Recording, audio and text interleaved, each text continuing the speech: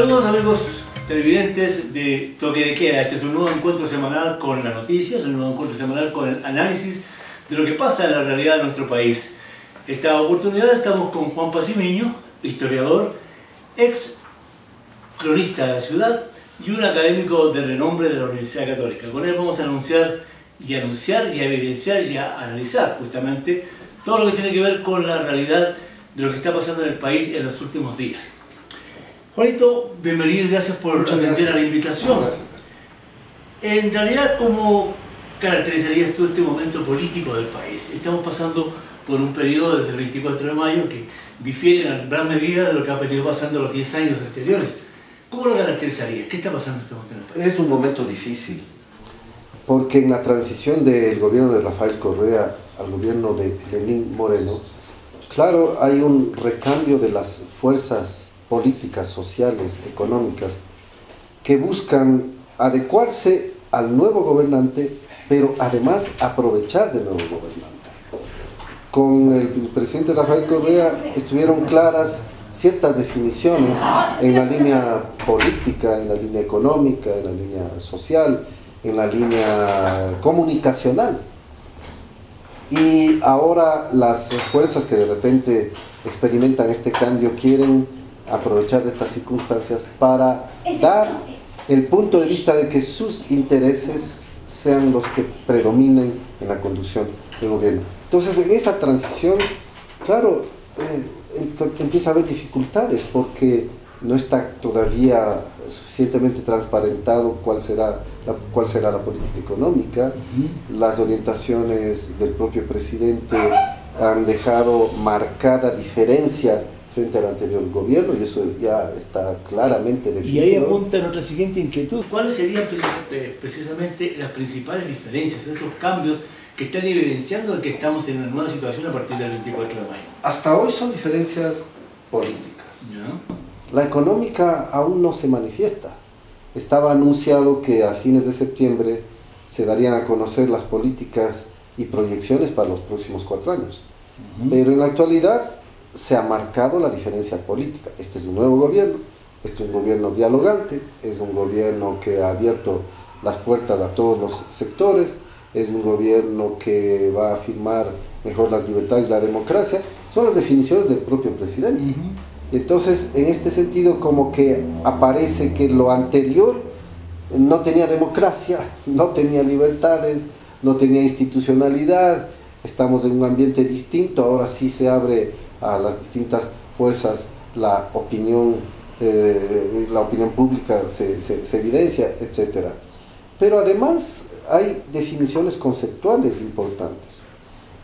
Dice que este es exactamente el gobierno del diálogo, con lo cual al abrir puertas a todo tipo de personas, de fuerzas, de sectores dialogantes, también tenemos que ver cómo estos sectores aprovechan de este mecanismo para entonces crecer y tratar de poner punto final a los 10 años anteriores, enterrar lo que había ocurrido y simplemente tratar de hacer aparecer como que desde la actualidad existe un verdadero Ecuador después de tantos años de ejercicio autoritario, etc. Como historiador, Juan, ¿tú pudiste percibir así antes del 24 de mayo esta situación que pasaba? No. ¿Se pudo prever? No. Todos confiábamos en que habría una continuidad del proyecto de la Revolución Ciudadana, quizás profundizándola. Cierto es que el estilo iba a variar, pero me inquietan ante todo las perspectivas económicas. Vamos a ir a ese punto, vamos por parte. Aquí aclarando algunos conceptos y descartando algunos mitos, ¿no es cierto? Por ejemplo, uno de ellos, que puede ser un mito, es esto del tongo, ¿no? ¿Hay un tongo realmente o verdaderamente como historiador se está evidenciando una ruptura de fondo entre la posición de un mandatario versus el que dejó el poder el 24 de mayo? Claro, pero ¿qué tongo puede haber cuando incluso las dos principales figuras, Rafael Correa y Lenín Moreno, entran hasta en conflicto de palabras, de definiciones del uno frente al otro? ¿Tongo hacia dónde? ¿Para buscar qué cosa? Yo creo que lo que existe es una definición de un nuevo gobierno que busca adecuar su legitimidad en función de una serie de fuerzas políticas, sociales, económicas que le apoyen. Y también juega el campo internacional.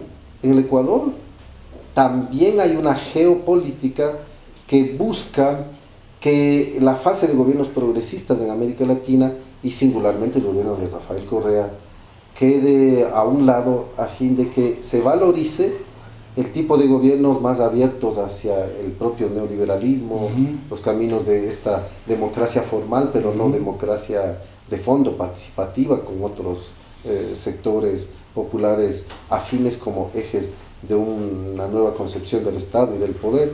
Entonces, yo no veo de ninguna manera que haya un todo por allí, sino esta redefinición de fuerzas en la vida histórica del Ecuador del presente. Y dentro de esa redefinición se han dado algunos hechos concretos. Por ejemplo, la suspensión de funciones al vicepresidente, por ejemplo, reunirse con la prensa opositora, por ejemplo, reunirse con la banca, entregarle lo que es el dinero electrónico, por ejemplo, estar planteando ahora la posibilidad de derogar algunas leyes económicas. ¿Cómo interpretar políticamente estos hechos que ya en lo concreto se vienen dando desde el 24 de mayo? Sí, se ha vuelto evidente que los antiguos sectores del poder económico desplazado en la época correísta, por llamarlo así, sí se muestra cada vez con mayor evidencia que hay una élite que comienza a hablar en términos de que su mirada de la economía es la que tiene que impulsarse. Y se refuerza la idea de que el sector privado es el eje natural de la economía.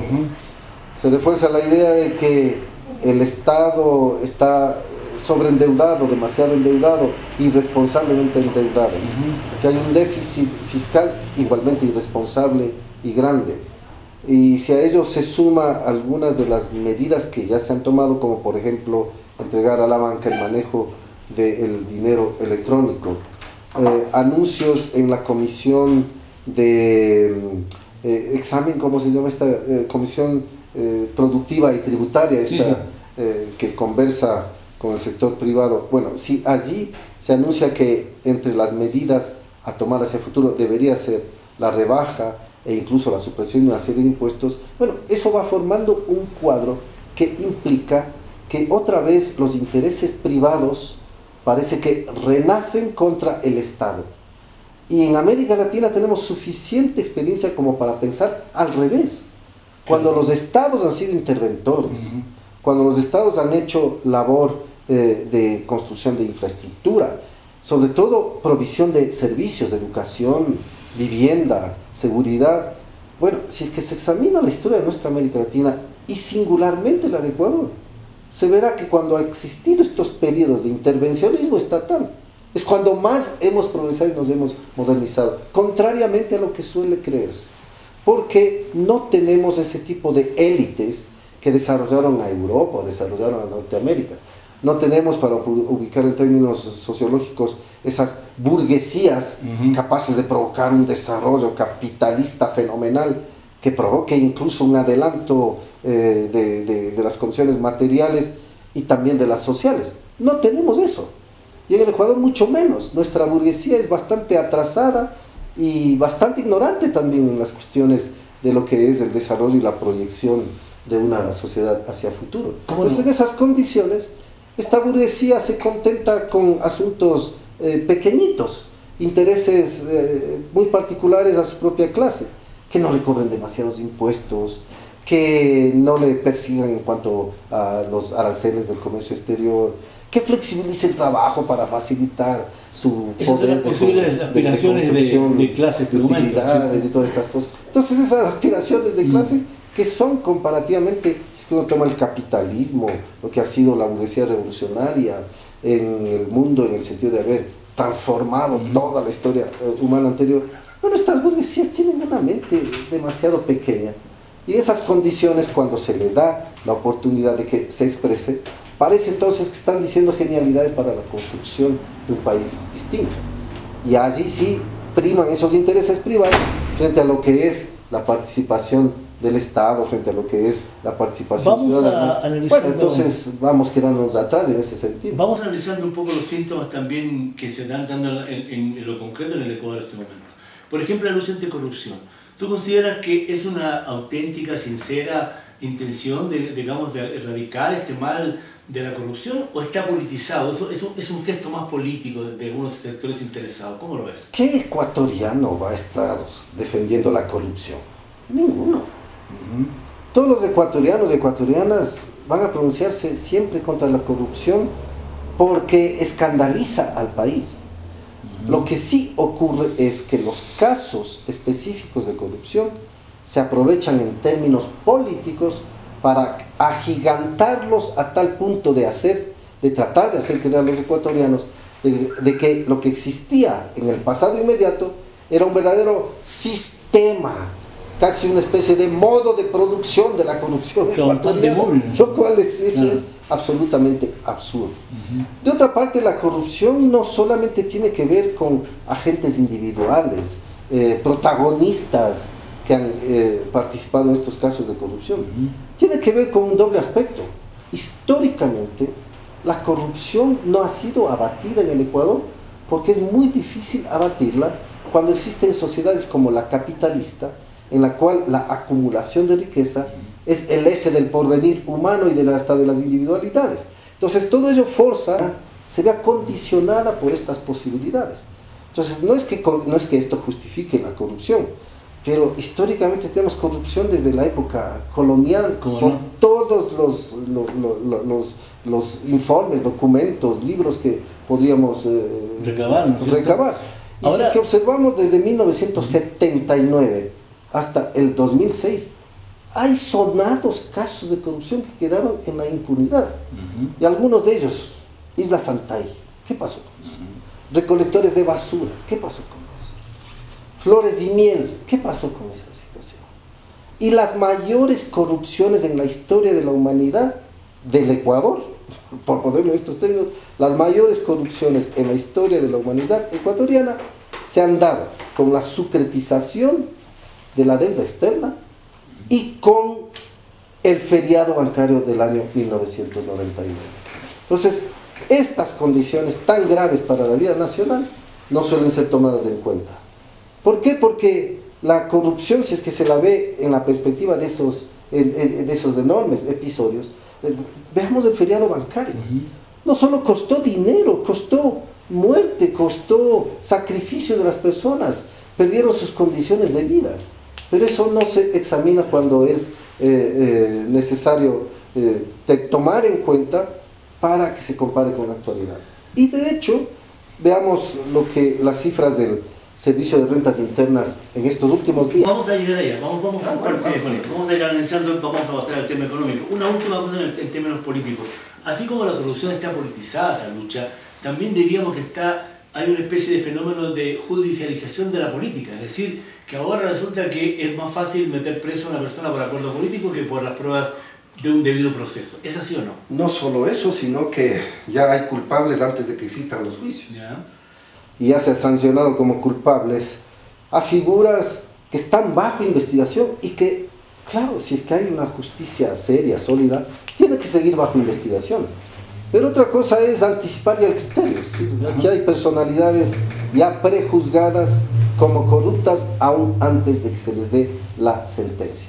Y esto es fruto de esta judicialización politiquera al respecto de estos temas que son tan serios, porque sin duda a los ecuatorianos les preocupa la corrupción. Y hay que siempre repetir eso. Bueno, hay que combatirla y hay que perseguir a todo aquel que está involucrado. Claro que sí.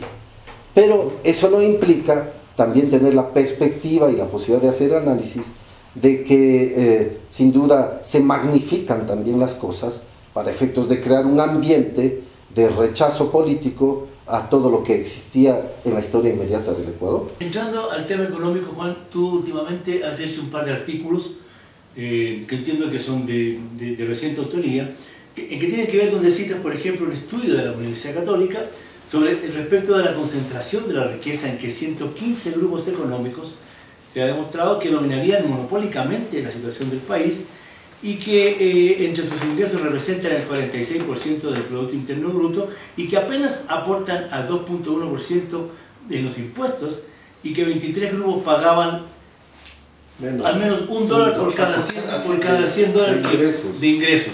¿Cómo es esto? O sea, eso es un poco aberrante, ¿no? Es el asunto de la concentración de la riqueza. Conocemos bien que América Latina es la región más inequitativa del mundo.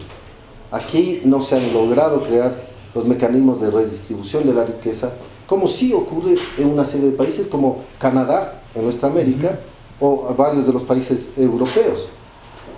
¿Cuál es el problema? Que las élites estas que mantienen la riqueza se han resistido permanentemente y con mucha fuerza a las posibilidades de redistribución. Entonces, yo citaba hace poco el estudio de la Católica, que es del año 2014, perdón. Yo también participé en esa investigación junto con otros investigadores, profesores de allí, que llegaron a esta conclusión. Pese a los avances que teníamos en la última década, de todas maneras la concentración de la riqueza no había sido abatida de una manera estructuralmente profunda a fin de que ya no continúe como en el pasado. Pero los datos actuales están confirmando aún más la situación aún más grave.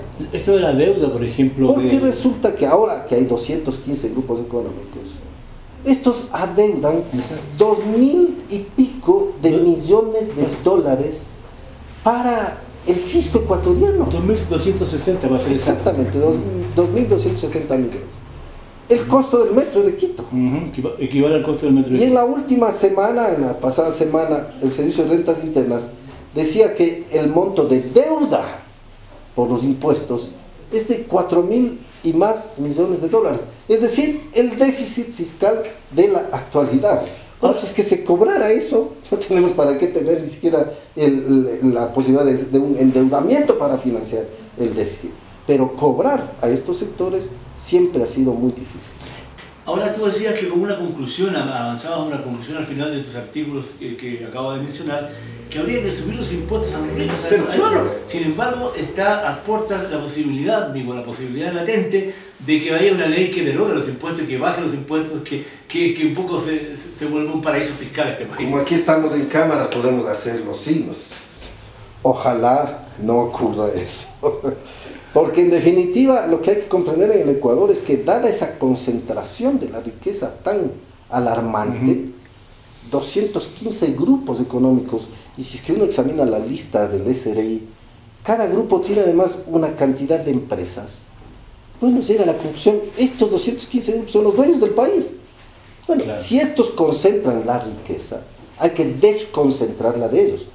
Normalmente ellos creen que es fruto de su propio trabajo. No, estamos algo así como grandecitos en ciencias sociales, en historia, como para decir, a nosotros no nos van a engañar. Eso es fruto de especulación dineraria, de especulación comercial, de explotación de la fuerza de trabajo, de evasión tributaria, mil y un mecanismos que tienen el capitalismo subdesarrollado, por ponerlo en esos términos, como para provocar estas acumulaciones. Bueno, por consiguiente lo que tenemos que apuntar es a poner más impuestos a los ricos. ¿Cuáles son los impuestos? ¿Cuál es el promedio de impuesto a la renta en Europa? Sobre el 40%. ¿Cuáles son los países, en los países nórdicos, cuál es el mínimo de impuesto a la renta? 52%. En América Latina creo que es el 24%. En América Latina fluctúa alrededor del 20%, sí, el impuesto a la renta, y en algunos países sube más, en otros menos. Nosotros subimos hasta el 35%. Aquí estamos en el 2%. Hasta el 35% subimos el impuesto a la renta. Pero nuestro promedio de los 4 impuestos, impuesto a la renta, salida de divisas, el impuesto a los consumos especiales y el IVA, estos que son el 90% de los ingresos, sin embargo, no llegan al promedio latinoamericano de impuestos, que es del 20%. Promedio. No llegamos a eso. Por ello tenemos que subir los impuestos a los ricos. En Noruega, este es un país muy interesante. Los impuestos a los ricos, a los patrimonios, a las herencias, supera el 70%. Y es el único país donde la gente sale a las calles a protestar cada vez que se quiere bajar impuestos. Bueno, si eso fuera el Ecuador, sería una maravilla que salgamos a que no nos bajen impuestos, sino que nos suban. Pero siempre que esos impuestos sean para redistribuir la riqueza y afecten a este segmento más rico. Pero es muy difícil. Ahora, este panorama que esbozas tú y que de alguna forma lo criticas y estás diciendo que la conclusión es subir los impuestos, tiene que ver con un pasado económico, tiene que ver con un modelo de país. Ese modelo de país tenía como una característica la presencia activa del Fondo Monetario Internacional. En este momento, esta semana, estamos esperando una misión internacional del Fondo Monetario que viene a renegociar qué significa la presencia de ellos ahora acá. Pero antes, naturalmente, si es que vamos a subir impuestos, vamos a tener altos impuestos a la gente rica, también hay que tener un Estado institucional consolidado, porque si no, ese dinero se repartirá entre quienes, no sabemos. Tiene que ser un Estado consolidado que sepa bien que para dar educación gratuita, seguridad social universal, como lo proclama nuestra Constitución del 2008, bueno, etcétera, va a necesitarse fuertes recursos. Ahora, pasamos la década de los años 80 y 90, donde actuó el Fondo Monetario Internacional. Qué nefasta actuación que fue esa, porque las cartas de intención, como en toda América Latina y en el Ecuador, las 16 cartas de intención, conducían a crear un esquema de economía en el cual el eje era el sector privado, el Estado se retiraba, disminuía el gasto público. ¿Y quién financiaba eso? Supuestamente la alternativa era crear servicios sociales. ¿Qué servicios sociales? Pensemos en el Instituto Ecuatoriano de Seguridad Social. Nosotros, los que tenemos una mayor edad, recordamos en los años 70 el petrolerismo.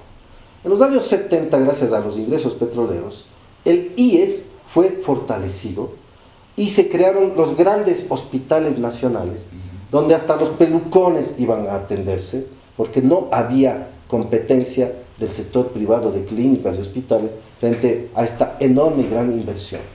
¿Qué pasa en los años 80 y 90? El IES fue sistemáticamente descuidado. En los años 90, si es que alguien quería ir al hospital del IES, bueno, eso era realmente porque ya no tenía más posibilidades. En cambio, proliferaban las clínicas y los hospitales privados. ¿Cambió o no cambió eso en los últimos 10 años? Claro que cambió. Y la gente hoy, basta ver, averigüemos en los barrios de Quito del Sur, por ejemplo. Basta ver cómo saludan el hecho de que ahora tienen la posibilidad, se quejan de los turnos, pero digo, ahora tienen la posibilidad de atenderse en un sistema de seguridad público que fue reforzado. Si es que hiciéramos ese camino en todos los otros servicios, tener fuertes ingresos estatales, pero para brindar servicios sociales públicos, gratuitos, de buen nivel, bueno, la gente se sentiría tranquila en que sus aportes con los impuestos van para ello. Pero ojalá no volvamos con las políticas del Fondo Monetario Internacional al sentido de que había que privatizarlo todo y por tanto descuidar también lo ya logrado en los 10 últimos años. Me inquieta esto de tener contacto con el Fondo Monetario. Recordemos que el presidente Correa había dicho, bueno, el Fondo Monetario ni nos recibimos. Bueno, me inquieta, pero tampoco me asusta en el sentido de que el ministro Carlos de la Torre, que ya conoce bien de esas gestiones, lo que él dice es, vienen a monitorear la economía. Claro, perfecto, monitorearla. Pero no nos vienen a dar ninguna guía. Y de hecho se ha aclarado que el Ecuador no va a suscribir ninguna carta con el Fondo Monetario. Esa es una promesa formal. Es una promesa formal. Bueno, confiemos que así es. Perfecto. Para ir terminando, mi querido Juan, ¿cuáles son los escenarios posibles que tú visualizas de aquí a fin de año? Digamos, este año prácticamente se ha terminado en términos económicos, se ha terminado incluso en términos políticos, como que no hay muchas expectativas. ¿O cuáles serían estas? ¿Cuál es el escenario que tú visualizas? Yo creo que hay dos escenarios inmediatos que van a marcar hasta el fin de año. Uno es la consulta popular ya anunciada por el presidente y dos, las políticas económicas que se vienen. La consulta popular va a definir mucho de los rasgos que el propio gobierno marque hacia el futuro. ¿Cuáles serán las preguntas? Nadie sabe.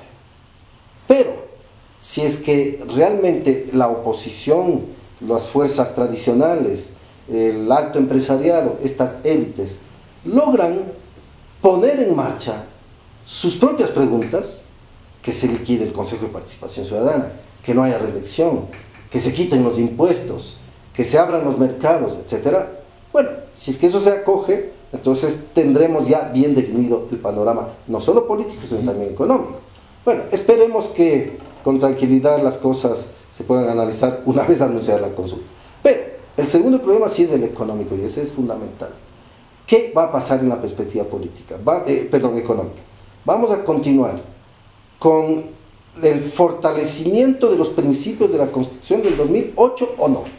Y recuerdo que la Constitución del 2008 tiene dos títulos que son muy importantes. El título sexto, que habla del régimen económico. Si solo se conservara eso y se hiciera eso, bueno, vamos adelante. Y el título séptimo, que es el régimen del buen vivir. Si solo se conservara eso y lo combináramos con el régimen económico, vamos adelante. Y estamos hablando de la Constitución del 2008. Si quieren cambiar toda la institucionalidad, bueno, es difícil constitucionalmente, pero supongamos que se cambie. Pero esto, el régimen económico y el régimen del buen vivir, eso es lo que tenemos que apuntalar. Y por consiguiente, si es que eso se cuestiona en la marcha económica del actual gobierno, realmente ya la Constitución misma tiene que cambiarse y ponerse una nueva Constitución que tal vez siga la línea de las constituciones anteriores, porque nuestro constitucionalismo tenemos como una especie de línea conductora.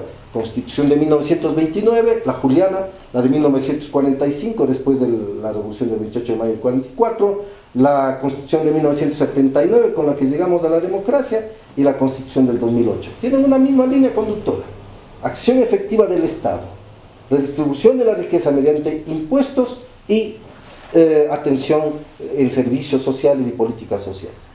La otra puede ser la línea de continuidad con las otras constituciones.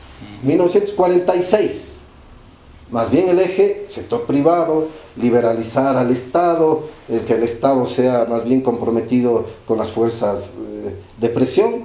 Constitución de 1967. Bueno, esa es una constitución pre-neoliberal, absolutamente. A tal punto que esa constitución dice que el Estado no podrá competir con la empresa privada en términos de afectar sus propios intereses. Y la Constitución de 1998, que es la más neoliberal de todas. Entonces tenemos dos líneas a seguir en la historia constitucional del Ecuador. Me inclino por la primera, seguir con la del 2008 y potenciarla. He ahí la disyuntiva. Te queremos agradecer, Juanito, tu análisis siempre lúcido, siempre oportuno, y con ustedes será en una nueva entrega de Toque de Queda. Este es periodismo diferente, periodismo analítico, periodismo informativo.